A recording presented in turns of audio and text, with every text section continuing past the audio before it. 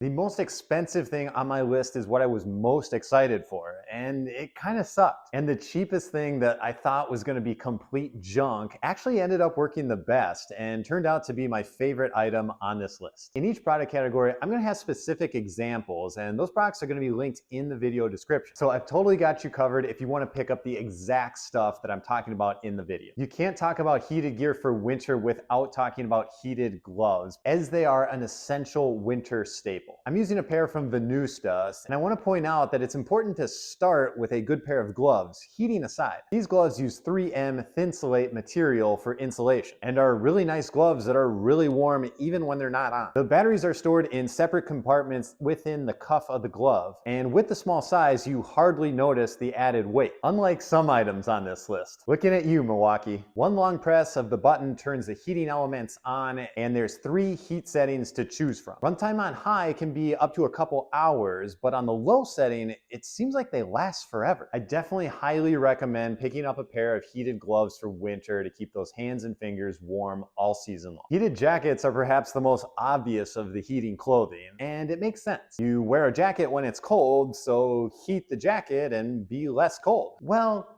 kinda. I have 2 heated jackets, one from Milwaukee and one from Neverland off Amazon. And like the gloves, both jackets are great jackets, heating aside. The Milwaukee is more of a work jacket and it has a super durable outer shell, whereas the Neverland is more of a casual wear jacket that I would wear for snowboard. Both jackets feature dual heating zones, but the Neverland has the Milwaukee beat when it comes to the number of heating coils. And because of that, it gets a lot hotter. My problem with the jackets is that it's my outermost layer, and oftentimes during the winter, I'm wearing something like a sweatshirt or a hoodie or a quarter zip underneath that jacket, and all of those base layers mean that it's harder to feel the heat from the coils because they're farther away from my body. I was the most excited to get my hands on these heated jackets, and while they are both very nice standalone jackets, I was disappointed with the heating output, and it just wasn't really that hot. So going forward, I would encourage you to invest in heated base layers rather than the outermost layer. Something to think about when shopping for heated gear. If you're like me, hoodies are essential from basically September through May.